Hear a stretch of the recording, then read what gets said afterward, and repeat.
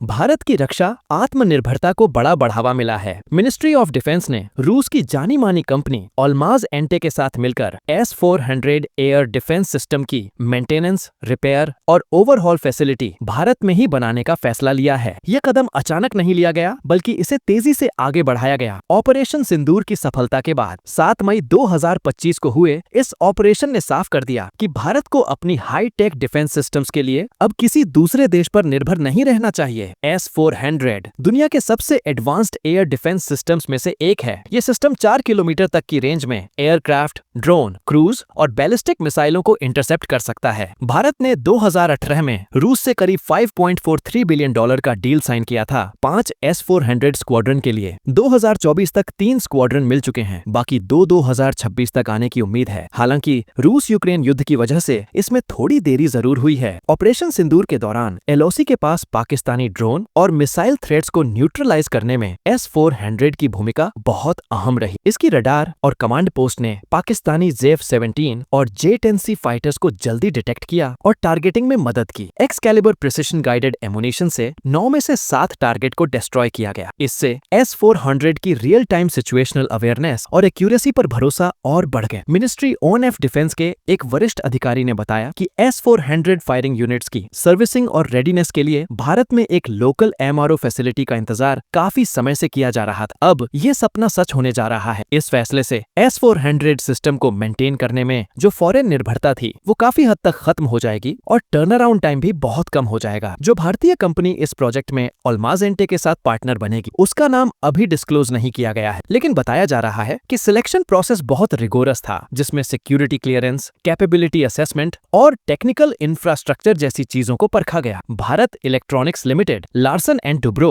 और Tata advanced systems limited जैसी कंपनियां इस रेस में मानी जा रही हैं, क्योंकि इनके पास पहले से DRDO और फॉरेन ओरिजिनल इक्विपमेंट मैन्युफैक्चरर्स के साथ काम करने का एक्सपीरियंस है। MRO फैसिलिटी में S-400 के क्रिटिकल कंपोनेंट्स जैसे मोबाइल लॉन्चर, रडार्स और मिसाइल सिस्टम्स की सर्विसिंग और ओवरहॉल किया जाएगा। इसमें कुछ हद तक टेक्नोलॉजिकल ट्रांसफर भी शामिल होगा, जिससे फ्यूचर में भारत को किसी कंपोनेंट को रिपेयर के लिए रूस भेजने की जरूरत नहीं पड़ेगी। इस पार्टनरशिप के लिए रूल्स ऑफ एंगेजमेंट भी तय किए जा चुके हैं, ताकि सारी सिक्योरिटी और ऑपरेशनल प्रोटोकॉल्स का पालन किया जा सके। ऑपरेशन सिंदूर के बाद जो सबसे बड़ा लेसन मिला वो ये था कि जब कन्फ्लिक्ट हाई इंटेंसिटी का हो तो फॉरेन डिपेंडेंसी एक बड़ा रिस्क बन सकती है, खासकर जब सप्लायर कंट्री खुद सैंक्शन और युद्ध से जूझ रही हो। अब लोकल MRO कैपेबिलिटी उस गैप को भरने जा रही है। मिनिस्ट्री ऑफ डिफेंस का ये कदम आत्मनिर्भर भारत की दिशा में एक और मजबूत कदम है। पहले ही भारत ने T-90 टैंक्स और Su-30 MKI फाइटर्स की इंडिजीनियस ओवरहॉलिंग शुरू कर दी थी। अब S-400 MRO फैसिलिटी सिर्फ भारतीय स्क्वाड्रंस को ही सपोर्ट नहीं करेगी, बल्कि साउथ एशिया में Russian origin air defence systems का रीजनल हब बनने की क्षमता भी भारत को देगी। इससे भारत की स्ट्रेटेजिक पोजीशनिंग और भी मजबूत होगी, खासकर उन देशों के साथ जो रशियन इक्विपमेंट यूज करते हैं और मेंटेनेंस सपोर्ट चाहते हैं। इस पूरी पहल का सबसे बड़ा फायदा ये होगा कि भारत के पास अब S-400 जैसे क्रिटिकल वेपन सिस्टम्स को इंडिपेंडेंटली ऑपरेशनल रखने की ताकत होगी।